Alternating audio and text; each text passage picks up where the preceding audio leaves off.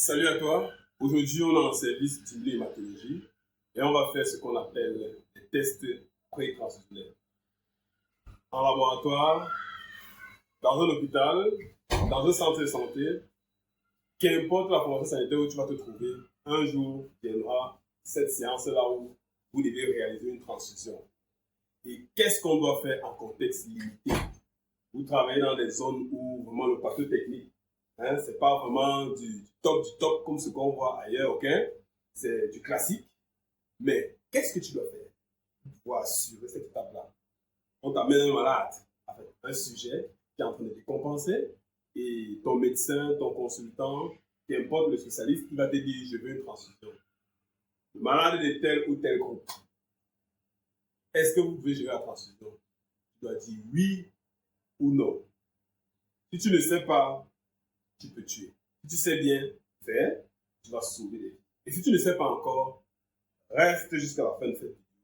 Je vais te donner beaucoup. Certes, ça a l'air limité, mais même en contexte limité, nous sauvons des vies. Okay? Si toi aussi tu sens que tu es en contexte limité, tu dois regarder ça. Et même si tu n'es pas en contexte limité, dans cette vidéo, je vais t'apporter plein d'informations qui vont aider ta conscience et éventuellement même évaluer si tu as maîtrisé ton cours d'immuno-hématologie. Ok? Donc, on va commencer cette séance. Stop.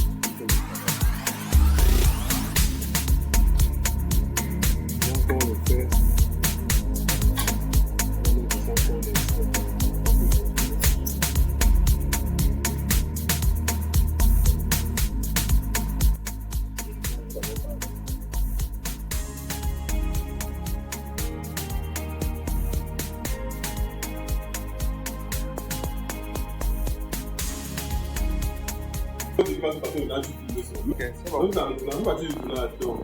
Comme tu as la caméra, tu pars donc tout ce qui t'intéresse, je peux comprendre ce que tu veux faire. Maintenant, Ina, c'est quoi les lèvres? C'est la séance d'interprétation. Je peux passer les services. Je donne des questions à chaque étape. Même si c'est une question que tu sais que tu as la réponse, me demande quand même pourquoi. Je peux décider de bon temps. Ok. Donc, je suis assisté de mon étudiante, cette petite sorcière, et je dois passer cette information sur elle. Avant de laisser mon étudiante y rentrer dormir avec ma bien-aimée et taper le maillot, je dois être sûr qu'elle va rester. Je dois être sûr qu'elle doit bien faire le travail. Je ne veux pas qu'on m'appelle pour me dire que gars, ça ne marche pas. Donc, qu'est-ce que tu dois faire quand la transfusion va arriver? Okay. Voilà. Pour une transfusion au laboratoire, quand c'est toi qui dois donner le sang, Ok? Tu dois faire ce qu'on appelle des tests de compatibilité. On va dire souvent cross-match. Mais le plus souvent, c'est test de compatibilité. Maintenant, en externe, ils savent que non, ils vont juste prendre une lampe porte-objet. Et puis, on va faire un dépôt du sang de la poche et le sang du malade. Ils disent que c'est le test de cross-match. Ok? Ça, c'est au lit du malade. Maintenant, on ne va pas faire ça. Nous, on va plus loin. Et c'est ça la différence. Ok? Nous allons faire des tests de compatibilité élargis. Il y en aura un qui sera mineur et l'autre qui sera majeur. Et j'espère que tu comprends ce que veut dire mineur et majeur. Vous avez fait plus de 160 heures de cours en hématologie. Donc, là où c'est flou, tu dois me poser des questions. OK? Donc, ton laboratoire, avant de sortir ta poche de sang, comme celle-ci, plutôt voici, avant de sortir ta poche de sang, pour dire que bon, c'est pas à être transfusé, tu dois être sûr que ce sang est compatible avec le malade. Quand on dit que le malade, ça ne veut pas dire que le malade est au laboratoire. Non, le malade n'est pas au laboratoire. Ce que tu auras au laboratoire, c'est l'échantillon du malade. OK? Un échantillon de malade. Nous ne travaillons pas directement sur le malade. Nous travaillons au laboratoire indirectement sur le malade. Parce que ce sang nous présente le profil biologique du sujet. Et à partir de ce sang, on peut déterminer la compatibilité dépendamment du produit qu'on doit administrer. Donc, avant de décider de donner une poche au consultant, à l'infirmier, au médecin ou tout autre spécialiste pour la transfusion, vous devez vous rassurer que c'est compatible. Et pour assurer cette compatibilité, en laboratoire, nous faisons quoi? Des tests de compatibilité. J'ai beaucoup dit compatibilité, non? Mais on va maintenant parler de compatibilité majeure et mineure. OK? Voilà. Et on va vraiment aller en profondeur dans un exercice pratique. OK? Bon, quel matériel on doit disposer pour pouvoir réaliser cette tâche? Pour commencer, je vais vous donner ma plaque. On aura besoin de cette plaque pour faire les tests de compatibilité. OK? Bon, nos pointons en polystyrène, OK. C'est pas pour pouvoir déplacer nos tubes à hémolyse. Éventuellement, comme dispositif, oui, il y aura les tubes à hémolyse. Bon, les couvercles également. Notre échantillon biologique que j'ai présenté. Bon, il est possible d'avoir un échantillon prélevé sur tube avec anticoagulant et un autre sur tube sec, par exemple, ou avec activateur d'aquacoagulation, n'est-ce pas? Si vous avez les deux profils de tube, c'est bon, il n'y a pas de souci. L'idéal, c'est de travailler avec le concentré érythrocytaire et le sérum du malade pour faire les tests de compatibilité. Mais n'empêche que si vous recevez juste le tube DTA qui va contenir le plasma et le culot, vous allez travailler avec. Okay? Vous allez utiliser le sérum, le plasma et le concentré érythrocytaire pour pouvoir faire nos tests de compatibilité. Et ce n'est pas fini. On aura besoin de centrifuge, très important. Oui. Vous allez comprendre pourquoi. C'est important. Ça a sa place. Nos gants de soins non stériles. Okay? Nos mélangeurs à usage unique. Vu qu'on va faire un groupage sanguin sur plaque. OK? Bon, notre bac pour les déchets, c'est toujours important. La poche à transfuser. Notre bain-marie. J'allume déjà le bain-marie. On le place déjà à 37 degrés. Je mets d'abord à 30. Donc la température est venue pour ce qu'on va migrer à 37. Okay? Donc, le minuter éventuellement, oui. Le réactif de groupage sanguin, oui, c'est les tests de compatibilité, mais voilà nos deux kits de marques différentes pour le groupage sanguin. Dans les systèmes A, B, O et Rhesus, je tiens à préciser, il faut qu'on précise ça bien. Écoute bien ceci. Nous allons parler des tests de compatibilité. Tu sais qu'en classe, on a fait le cours, on t'a dit que oui, c'est la compatibilité, on a besoin des culots érythrocytaires, de la poche à transfuser, du culot érythrocytaire, ou alors le concentré de globule rouge, n'est-ce pas? Du patient à transfuser et son plasma ou son sérum. OK? La partie des réactifs se sort de. Voilà. Reste jusqu'à la fin. de toi pour comprendre pourquoi ça passe dans les tests de compatibilité. Ça, c'est la haute biologie. OK? Même si c'est en contexte limité, ce qu'on va faire ici, tu verras que quelque part, c'est au-delà des limites de la norme classique. OK? Donc, je pense que j'ai présenté tout le dispositif. Éventuellement, aussi, nos micro-pipettes. On en aura besoin. On en aura besoin tout à l'heure. Mais vous pouvez également utiliser les pipettes ci, hein, à usage unique ci. Les petites poires ci là, à usage unique. J'appelle ça pipette, mais c'est pas abus, hein. Oh, ne mettez pas en commentaire. C'est pas abus. Des petites poires, ok? Voilà. Vous pouvez également utiliser ça. Mais nous, on veut bien évaluer les volumes. C'est très important. Parce que selon le volume de sang et de sérum, on a un type de réaction. Vous comprenez ça? Reste encore jusqu'à la fin. Et n'oublie pas de me poser la question si tu n'as pas compris. Il y a besoin de vous donner déjà. Personne ne doit donner ici. Hein? Ça, c'est une pratique qu'après, ça doit sauver une vie ou ça va tuer une vie. Donc, c'est ultra important. Tu vas prendre un produit biologique, le sang, pour transfuser à quelqu'un. Si ce n'est pas compatible, la personne va mourir. Il faut que ce soit clair. Hein? Il va mourir.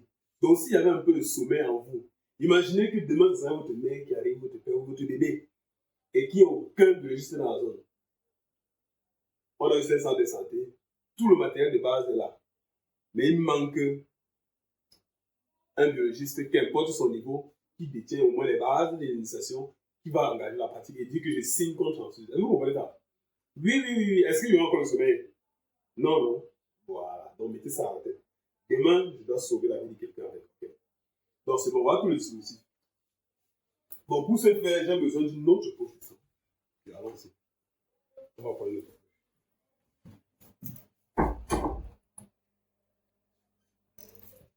On est à combien de minutes? On va faire 15 minutes.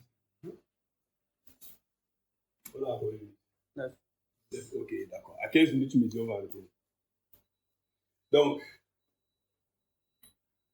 j'ai dû sortir ça pour une autre expérience. Ok, donc, vous devez engager la transfusion. Le sang à transfuser peut provenir soit du laboratoire même. On va prendre une banque de sang comme celui-ci. Je me prends un cliché bien, la banque de sang. Pas n'importe laquelle, hein. Vous voyez, une fois qu'on a ouvert la température, l'air chaud va entrer, déséquilibrer le foie à l'intérieur, et une fois que la température sort au-delà de 8 degrés, au-delà de 7 degrés, 8 degrés même, le frigo commence à signaler. Tant que la température ne redescend pas entre 2 et 8, il ne va pas s'arrêter. Parfois même 2 et 4, dépendamment de comment on a programmé le frigo. Et l'alarme là nous permet aussi de contrôler parce que le sang doit rester de façon systématique dans cette chaîne-là, dans ce froid, pour maintenir la stabilité des éléments fluides du sang. Très important. Donc, soit la poche de sang vient d'une banque de sang, en fait, de l'unité de transfusion sanguine, parce que 10 banques de sang, c'est pas abus. Soit la poche de sang doit venir de l'unité de transfusion sanguine de votre centre, de votre hôpital, ou alors en externe. Et quand tu ne disposes pas du sang en interne, qu'est-ce qui va se passer? On demande que la famille aille chercher à l'extérieur. Ou alors éventuellement, le laboratoire peut aller à l'extérieur chercher. Ok? Donc, le sang arrivé, pour ce cas de figure, nous allons pour notre propre banque de sang. Dans notre cas de figure, ça peut aller à l'extérieur. Et que voici. Avant d'engager la démarche de tests de compatibilité, je préfère qu'on fasse la pratique et puis après, je vais faire les explications. C'est bien, non? Donc, vu qu'on a fait le point, on va entrer directement dans la pratique. Donc, tu as aussi ta poche de sang. Première étape, il faut prendre du sang de la poche à transfuser. Tu dois prendre un volume de ce sang qu'on va utiliser pour faire les tests de compatibilité. Ok? Voilà. Donc, dans certains contextes, vous pouvez directement prendre la tubulure. On va prendre la tubulure, on prend ce segment. Et puis, avec ce segment, on va faire les tests de compatibilité. Ok? Mais pour cette méthode, on va prendre le segment-ci. Beaucoup le font. Et pour certains même, c'est pour éviter les contaminations. Donc, on parle, en fait, quand on travaille, il faut limiter au maximum position de la couche. Donc, en prenant là, on limite au moins de jouer avec. Mais on va faire la méthode qui peut arriver. Vous pouvez arriver que dans la tubulure, ça n'a pas été préparé ici. Qu'est-ce que tu fais donc?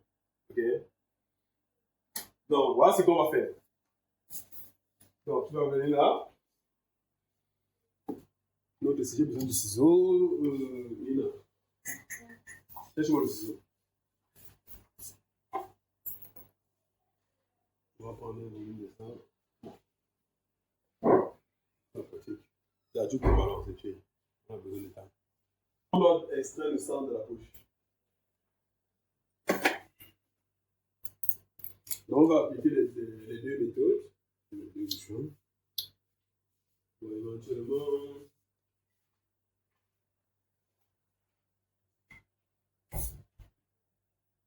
L'autre marqué maintenant. Il y a un marqueur là-bas. Il y a un marqueur là-bas, tu vois. Un marqueur. On va prendre le test 1 ici. Le test 2.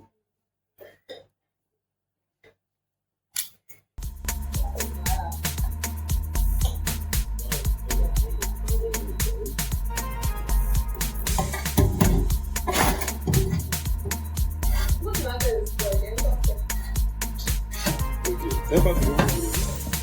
Vous voyez les gars qui ont les corps bio, les abdos, les résistants.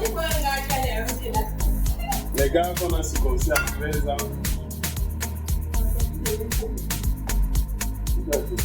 La partie, c'est la passée.